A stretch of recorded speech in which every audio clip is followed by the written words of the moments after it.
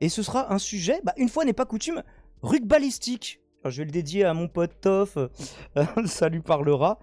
Est-ce qu'on a un rugbyman raciste, avéré et violent en équipe de France? Eh bien, c'est la question qui est posée.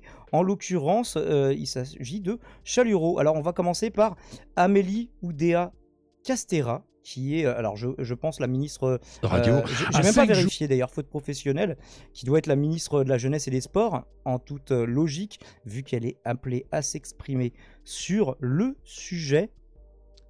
Ah, c'est la nièce d'Alain Duhamel. Ah bon, c'est toujours le même clan.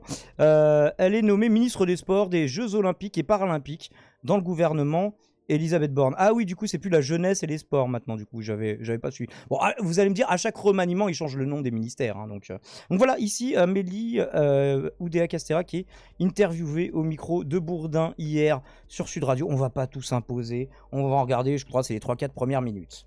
Jour du match d'ouverture contre la Nouvelle-Zélande, Amélie Oudéa Castéra. L'équipe de France est à Rueil-Malmaison depuis samedi. Alors c'est vendredi d'ailleurs ce match d'ouverture, justement, je vais sûrement le voir avec mon pote. Moi je suis beaucoup moins fan de rugby, mais bon.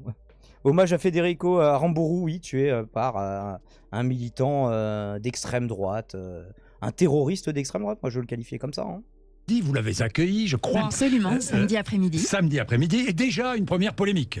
Bastien Chalureau, le deuxième ligne de Montpellier, a remplacé Paul Willemse.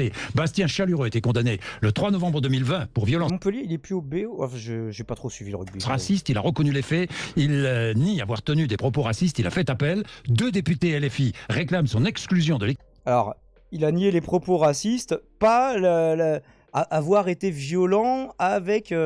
des rugbyman racisés, en l'occurrence. Ni avoir tenu des propos racistes, il a fait appel. 2 députés LFI réclament son exclusion de l'équipe de France. Demandez-vous son exclusion? Je ne demande pas son exclusion. Dès que j'ai pris connaissance des faits, j'ai pris mon téléphone samedi après-midi pour échanger avec Raphaël Ibanez, le manager général des Bleus, et comprendre si des échanges avaient pu se tenir avec Bastien Chalureau, quel était le contexte, quelle était la position du joueur sur la situation, et m'a été confirmé qu'ils avaient bien échangé. Alors, vous allez voir que là, le contexte, c'est quand même compliqué, étant donné si les propos qui sont rapportés et qui ont précédé le tabassage des rugbyman en question s'avèrent vrais, je vois pas de contexte pour les justifier. Les propos plus casser la gueule aux gens, propos racistes plus tu leur casses la gueule derrière. Ils vont expliquer. Oui, contexte, le joueur du grenier, au secours. Ils vont remettre le contexte d'ailleurs ou pas? Parce que je la connais pas du tout l'histoire, moi. Nous, on va le faire, t'inquiète. Nous, c'est prévu. Et d'ailleurs, Bourdin lui-même va rappeler les propos, je crois. Avec Bastien Chalureau, et que Bastien Chalureau maintenait sa version des faits, qui est qu'il reconnaît les violences, mais absolument pas les éléments de racisme. Donc des violences sont toujours un problème, bien évidemment. La dimension raciste, elle, est inacceptable. Mais le joueur, qui a fait appel précisément parce qu'il... Bon, il casse la gueule à des collègues et des confrères, ça va. Bon, si c'est pour des motifs racistes, on fera comme si c'est pas le cas jusqu'à ce qu'on arrive à le prouver, ou peut-être que ça nous arrangera pas de le... venez, on le prouve après la Coupe du Monde, au pire des cas, tu vois, mais... Il nie cette dimension raciste des propos tenus. Voilà, aujourd'hui, c'est à la justice de trancher. Il est important qu'elle puisse faire son travail sereinement. Ce n'est pas à moi d'interférer dans cette procédure judiciaire. Et de souligner que ce travail serein doit être dans le respect de la présomption d'innocence. Mais j'ai aussi envie et besoin de rappeler que quand on porte le maillot d'une équipe de France, les valeurs d'égalité, les valeurs de fraternité sont absolument essentielles et impératives. Donc, je sais pas si elles sont très bien incarnées, hein, qu'il y ait des cassages de gueule racistes ou potentiellement racistes. On va voir que sur d'autres dossiers, on s'était saisi du truc plus rapidement. On n'avait pas attendu l'ultime confirmation, quoi. Mais bref. Donc, laissons la justice faire son travail. On a maintenant un 15 de France qui doit être concentré sur l'objectif. Il y a de la transparence qui sera faite sur tout ça et une justice qui devra établir les faits. Bien, nous n'allons pas consacrer évidemment toute cette interview à l'affaire, enfin l'affaire entre guillemets, Bastien Chaleureux. Je rappelle simplement qu'il a été condamné en première instance à 6 mois de prison avec sursis pour, je cite la justice, fait de violence, avec la circonstance que ces derniers ont été commis en raison de la race ou de l'ethnie de la victime. Ça, Oui. c'est la condamnation. Tribunal correctionnel de Toulouse. Exactement. Il a fait appel. Il a fait Dans appel, notre droit, tout à tant fait. qu'il n'y a pas de condamnation définitive. Bon, 2 vous avez- personnes agressées dans les rues de Toulouse, frappées. Il aurait dit « ça va les bougnols », c'est ce qu'il aurait crié avant de frapper l'une des 2 personnes. Il nie ses propos racistes, il a fait appel. Vous dites Non, mais attendez, il a été condamné, là c'est inexcusable, il est condamné en première instance pour ça. Mais non, attendez, tant qu'il n'y a pas eu l'appel, et puis après le pourvoi en cassation, et après peut-être que d'ici qu'il ait fini sa carrière, on l'exclura, attention. Peut-être que quand il aura 45 ans, on dira bah finalement, ouais c'est vrai que c'était un facho en fait, le mec c'est...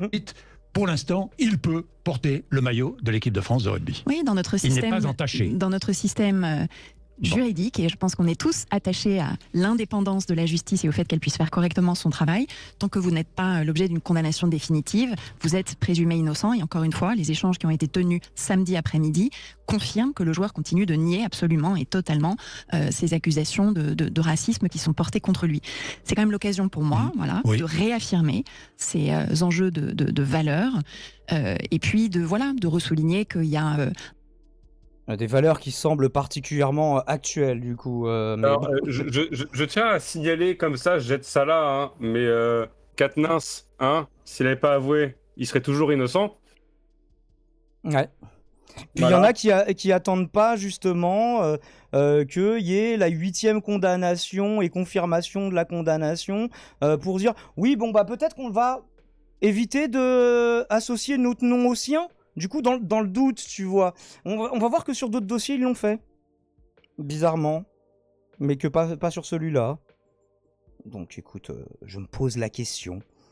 enjeux de valeur, et puis de ressouligner qu'il y a un devoir d'exemplarité et que même les violences tout court, il faut absolument qu'on arrive à s'en passer quand on La Coupe du Monde de rugby, cette Amélie, inspiration pour des jeunes. la Coupe du Monde de Bon, rugby. faut qu'on arrive à s'en passer, mais nous on peut pas se passer visiblement de ce rugbyman. Alors peut-être il est peut-être très bon techniquement à son poste au rugby, hein. Moi j'en sais rien, je suis pas le sport à la télé d'une manière générale. Peut-être que le rugby ce sera le sport qui me désintéresserait le moins effectivement. Parce que du coup, Mais- vu que le type, en plus le type, donc Que il tu préfères pas avoir une équipe un petit peu à qui il manque peut-être cet élément, je sais pas s'il est irremplaçable le gars, mais où Non, mais t'as pas ce genre de bail quoi. la nana Parce que- explique qu'on doit être exemplaire en portant le maillot avec un type qui reconnaît qu'il a tapé la gueule des gens pour le fun. Parce qu'il n'y avait pas de motif raciste, donc c'était pour le plaisir, quoi. Ah, peut-être il y avait il prétexte peut-être qu'il y avait une embrouille, genre il avait essayé de pécho sa meuf, ou il avait Ouais, donné un mais- coup de pied à son chien, ou je sais pas. À mon avis, s'il avait eu une raison à moitié valable, on en aurait entendu parler, au moins dans l'interview, là. Là, il a juste dit, non, c'est pas pour des raisons racistes. Donc, voilà. Il a été bon le rugbyman, je trouve qu'il a posé l'alarme au bon moment, franchement. Donc toi tu approuves en fait les gens quand ils tapent des racisés, ça par contre tu trouves ça bien toi Haute-Vie? Vas-y explique-nous hein, ta take avant de manger au moins un bon time-out. Parce que Ça le mec faisait il nous dit longtemps, ça. bonjour et après les deux takes d'après c'est des trucs de fils de programmeur tu vois. Bref, on a un article d'Ilyes Ramdani dans le Mediapart d'hier du coup maintenant. D'hier matin. Racisme à la veille du mondial de rugby. La ministre botte en touche dans l'affaire Chalureau. Depuis sa nomination au gouvernement en mai 2022, Amélie Oudéa-Castéra a fait la promotion de l'éthique, le marqueur principal de son action. En mars, elle appelait un printemps du sport français pour en renforcer l'éthique et en défendre les valeurs. Des discours qui ne sont pas restés sans lendemain. Elle a par exemple obtenu que les fédérations françaises de football, la FFF, et de rugby, la FFR, changent de président. Alors on a vu qu'en Espagne, là, le président de la Ligue de football espagnole, qui a embrassé une des joueuses à la fin du mondial, ils n'arrivent pas à le faire démissionner, mais ils arrivent donc de là à le démissionner. Il faut peut-être envoyer Amélie Oudéa-Castéra là-bas, peut-être elle sera plus efficace en Espagne qu'en France. Bon, jusqu'ici elle était efficace, qu'est-ce qui a changé ? Au nom de l'exemplarité et de l'intégrité des figures du sport français, sur la convocation de Bastien Chalureau en équipe de France de rugby, en revanche, la ministre n'a pas eu grand-chose à dire. Je ne demande pas son exclusion, a-t-elle dit donc sur Sud Radio, ce qu'on vient d'entendre, malgré la condamnation par le tribunal correctionnel de Toulouse du joueur en novembre 2020 pour des faits de violence avec la circonstance que ces derniers ont été commis en raison de la race ou de l'ethnie de la victime. Donc ici que l'on voit en finale de top 14 avec Emmanuel Jupiter et Phaistos Ier. Nope, je trouve qu'il a été bon pour répondre à l'Inquisition, mais bien évidemment que éclater un mec en sortie de boîte, je ne valide pas. Encore heureux. Donc toi, tu es contre les violences, mais par contre le côté raciste te dérange pas. C'est ça. Parce que Haute-Ville, je te reconnais, toi, tu nous as sorti que des textes d'extrême droite jusqu'ici, donc bon. Ce serait étonnant que ça change maintenant, mais moi je continuerai de garder l'espoir. Interrogé à plusieurs reprises sur le sujet, Amélie Oudéa-Castéra a invoqué la présomption d'innocence pour justifier sa position. Vous l'avez entendu faire du coup au micro de Sud Radio. Je ne suis pas raciste, a effectivement juré l'intéressé lundi face aux journalistes. Depuis le premier jour, je le nie. J'ai réfuté ces accusations, je suis un fédérateur. Les deux anciens rugbyman agressés, Yannick Larguet et Nassif Arif. Alors, je sais que pour Yannick Larguet, en tout cas au moins, il y avait une photo où on voyait le visage tuméfié. Voilà. Ah, il y a le chat par-dessus. Donc, ouais, quand même, il n'y a pas été de main morte l'autre, en plus de ça, en plus du reste. En plus des potentiels motifs racistes qui ont motivé ça. Alors, si c'est pas... oui, comme tu disais, est-ce que c'est pour le fun? Dans ce cas-là, si c'était pas pour un motif raciste, c'était quoi le motif? On aimerait savoir. Sûrement qu'il faudra attendre l'appel et la cassation. Bon, la cassation, c'est pas, ça juge pas le fond, ça juge le droit. Enfin bref, vous connaissez les bails. D'ailleurs, il n'y a pas eu une sorte de cassation aujourd'hui avec Zemmour ou quoi? Je vais passer ça tout à l'heure, là, je crois que c'est Aurélien qui nous a fait passer ça. Ouais, c'était. Alors, alors, ça a rien à voir, mais c'était une relaxe qui a été annulée plutôt qu'un jugement cassé. Ah, Alors, donc ça veut dire qu'il peut-être va que la être relaxe a rejugé, été ça. annulée par une cour de cassation, je sais plus exactement. Bref, revoyez le début de l'émission. J'ai, en même temps qu'on était en mode radio libre, je vous montrais un article qui en parlait. Ah, ok.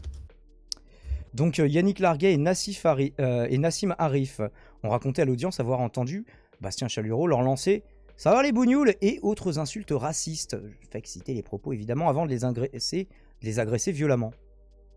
Alors, on a vu le visage tuméfié, c'était un peu costaud. Pourtant, eux-mêmes c'est des beaux bébés. Hein. Le joueur de Toulouse a reconnu les violences, mais pas les propos tenus. Condamné à 6 mois de prison avec sursis, il a fait appel. Suffisant selon le gouvernement pour mériter sa place au sein du 15 de France. En visite au camp de base des Bleus, le président de la République s'est même fendu d'un conseil d'experts à Fabien Galtier. Alors qu'est-ce qu'il lui a dit Jupiter, donc au sélectionneur national? Il ne faut pas se laisser aller aux polémiques. Alors je ne sais pas s'il parlait de ça spécifiquement. A enjoint Emmanuel Macron, sur le ton d'une confidence toute relative, puisque elle était filmée par plusieurs caméras et enregistrée par la presse, et il n'y a nul doute qu'il ne l'ignorait pas. L'inertie des pouvoirs publics a de quoi surprendre. Si on la compare avec la célérité avec laquelle le gouvernement s'est positionné dans d'autres affaires, toujours sur le rugby.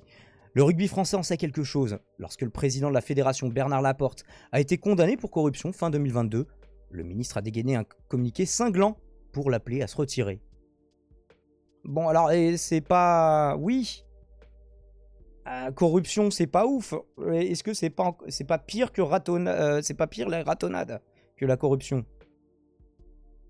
En termes de responsabilité individuelle, peut-être après les impacts touchent plus de gens sur la corruption, j'en sais rien, comme on pourrait relativiser, mais... La ministre a dégainé donc voilà un communiqué pour lui demander de démissionner. Malgré l'appel interjeté par la dirigeante de l'instance, Amélie Oudéa-Castéra a considéré à l'époque que ce nouveau contexte faisait obstacle à ce que M. Laporte puisse en l'état poursuivre sa mission. Donc on n'attendait pas que vraiment l'appel il se finisse... C'était pas suspensif. Enfin, c'était suspensif du coup, c'est au moins. L'avocat de Bernard Laporte avait dénoncé à l'époque une entorse grave à la présomption d'innocence. Il y a le droit, mais d'un côté, l'extrême gravité des manquements retenus en première instance est incompatible avec la bonne gouvernance d'une fédération, assumait la ministre dans Ouest France. Donc c'était bien que la première instance, comme là, il n'y avait pas eu d'appel. Dans Ouest France fin 2022, en janvier de l'année suivante sur France Bleu, elle se vantait d'avoir préservé l'éthique et l'intérêt supérieur du rugby, en poussant Bernard Laporte au départ, tout en essayant de respecter la présomption d'innocence. Et merci pour le rappel du coup Aurélien, pour l'article du Monde. Quelques mois plus tard, la gravité des manquements et l'éthique du rugby ne pèsent plus grand-chose face au caractère suspensif de l'appel. Bien pratique pour évacuer le sujet. Cette fois, c'est l'intérêt supérieur du rugby qui compte. Avant, non. Avant, non, c'était quand même les valeurs de la République. Maintenant, valeurs de République, on verra après le mondial. Qui compte, à savoir la nécessité de préserver l'équipe de France à quelques jours de sa Coupe du Monde, puisque c'est en France, cette année, il me semble. Organisée en France, voilà, c'est ça, pour la deuxième fois de son histoire. Philippe Saint-André, ancien sélectionneur du 15 de France entre 2011 et 2015, et ancien entraîneur de Bastien Chalureau à Montpellier, a par exemple livré sur RMC un coup de gueule aux accents complotistes. Ce qui m'énerve énormément, c'est le timing, a-t-il lancé. On essaye de déstabiliser l'équipe de France à 5 jours d'une Coupe du Monde. Qui il Mediapart Je comprends pas. Sud Radio je ne vois pas à qui fait référence il. Mais il date de quand son procès là? En tout cas, les faits sont de 2020. Ouais, mais vu qu'il a été condamné, donc ça veut dire que vu qu'il se passe souvent beaucoup de temps entre les actes et la condamnation, c'est plutôt la date de la condamnation qui est importante, j'imagine. Est-ce qu'on peut checker J'avoue ça que s'il a été condamné il y a 1 an et qu'il s'est rien La passé condamnation, depuis, elle est en novembre 2020. Donc le timing, beauf en fait. Ouais, j'avoue, mais pourquoi il parle de ça maintenant? C'est d'un coup, ils se sont rendus compte qu'il était en équipe de France, ils se sont dit, tiens, Oui, il parce a son que appel justement, qui on arrive. verra que ça a déjà été le cas pour d'autres, pour au moins un autre rugbyman qui a vu sa carrière internationale arrêtée, quoi. Et salut Shiv. Du coup, où est-ce qu'on en était dans la citation? On essaye de déstabiliser l'équipe de France, donc à 5 jours d'une Coupe du Monde. On prend un coup de couteau de nos politiques. À 5 jours d'une compétition, là, on a besoin de faire bloc derrière l'équipe de France. Mais ils vont facilement faire bloc si dans les vestiaires, le mec, tous ses collègues Renoir et Rebeu, il les attaque. Ça va être compliqué la cohésion là. Au milieu de ces accusations, oui. J'ai la réponse pourquoi on en parle maintenant. Vas-y. C'est parce qu'en fait, il y a 2 jours, il y a quelqu'un qui a été forfait dans l'équipe de France et du coup, ils l'ont appelé. Et c'est D'accord. pour ça, du coup. Il remplace qui? Il remplace Paul Willemse, victime d'une déchirure à une cuisse. Le 2e ligne de Montpellier. D'accord. Il vient d'être appelé en sélection. Oui, bah c'est pour ça, en fait, il n'y a pas de timing bizarre. Voilà, Quoi, attends, le mec qui fait des agressions racistes, il est en équipe de France pour représenter la France. Peut-être un peu un problème.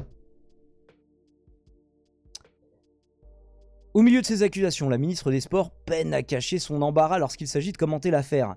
Tout juste après avoir défendu son maintien en sélection lundi sur Sud Radio, Amélie Oudéa-Castéra a ajouté, comme pour convaincre de sa cohérence sur le sujet, « J'ai aussi envie et besoin de rappeler que quand on porte le maillot d'une équipe de France, les valeurs d'égalité, bon, on l'a entendu, et de fraternité sont essentielles et impératives. Il y a un enjeu d'exemplarité. » Du coup, en fait, c'est contre ton camp, de ouf.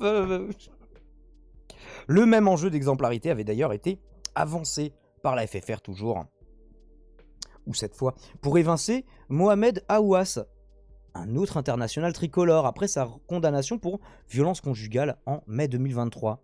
Le vice-président de la fédération, Serge Simon, avait signé un communiqué d'une clarté limpide, dont la relecture prêterait presque à sourire aujourd'hui. Je le cite. « Être membre de l'équipe de France implique un respect irréprochable des valeurs de respect et d'intégrité, disait-il, la fermeté, et notre devoir dans de telles circonstances. » Des propos qu'aurait pu applaudir Amélie Oudéa-Castéra, elle-même très engagée sur le sujet. Elle a lancé cette année un plan de lutte contre les violences dans le sport et participé à l'élaboration du plan national de lutte contre le racisme et l'antisémitisme. De la haine raciale, elle parlait ces derniers mois comme d'un fléau à l'opposé des valeurs du sport contre lequel il faut lutter sans relâche. Début juillet, elle saluait la révolution, encore une, du sport, pour ne plus laisser aucune prise à toutes ces formes d'incivilité et d'agissements violents. L'affaire pourrait continuer d'occuper le débat public à la veille de l'ouverture de la compétition. 2 députés insoumis, François Piquemal et Thomas Porte, ont écrit au gouvernement pour dénoncer la convocation du 2e ligne. Beaucoup d'acteurs du rugby commencent à sortir du silence, salue le premier auprès de Mediapart. Beaucoup m'ont écrit pour nous dire qu'on avait raison de lancer l'alerte. Il y a eu 7 faits de racisme en 2023 autour du rugby en France. 3 internationaux français ont été la cible de propos racistes. Il y a un sujet. L'entourage d'Amélie Oudéa-Castéra n'avait pas répondu. Mardi soir, aux questions de Mediapart, mais c'est souvent le cas. Donc voilà, un petit update de Ilyes Ramdani sur ce sujet. Alors oui, on peut pas être sûr à 100%, tu vois, s'il y a que le... Bon, après, c'est quand même le témoignage des 2 intéressés qui se sont fait casser la gueule. Est-ce qu'il y a d'autres témoignages de ces propos racistes? Comment est-ce que tu peux prouver le caractère raciste? En tout cas, c'était suffisamment prouvable pour être condamné en première instance. Donc, quand c'est le cas... Tu sais, encore, il y a eu aucun jugement pour l'instant. Que tu dises, bah, on sait pas exactement, là, dans le doute, on va le maintenir. Bah, déjà, tu pourrais te dire, dans le doute, on va pas le maintenir, et s'il est innocenté, bon, on le reprendra en sélection nationale. Mais là, il a été condamné, et dans le doute, on le garde quand même. Je comprends pas. Aska, est-ce que t'as une réaction? Bah surtout que je me dis que le gars, vu que ça fait à peine 2 jours, 3 jours qu'il est dans les trucs, c'est pas comme s'il avait subi un entraînement de ouf en sélection nationale et que ça aurait été vachement dur de remplacer, tu vois. C'est justement, admettons qu'ils aient pas fait gaffe et qu'ils l'aient recruté en mode oups, tu vois, bah changez-en, voilà. C'est pas grave. Reconnaître une erreur, du coup. Bah c'est bien. C'est bien de reconnaître ses erreurs, ça t'honore de reconnaître tes erreurs. Ah, malheureusement, Justement. dès que tu commences à avoir des fonctions plus ou moins politiques, ça te fait passer pour un incompétent alors que ça devrait être l'inverse, tu vois. Quelqu'un qui reconnaît jamais aucune erreur. Mais quand même, en tout cas, celui qui s'appelait Mohamed, on n'a pas attendu pour le condamner, lui, bizarrement. Tu vois, je sais pas s'il y a un rapport. Bah alors après, il y avait Laporte aussi, donc, mais pourquoi lui, malgré cette première condamnation, on osef, je ne sais pas. Il semblerait que ce soit un sujet. Nous verrons à partir de vendredi si au moins le bestiau potentiellement raciste, prenons des précautions, il sert à quelque chose, à part à égratigner encore un peu plus l'image de la France. Réponse dans quelques jours du coup.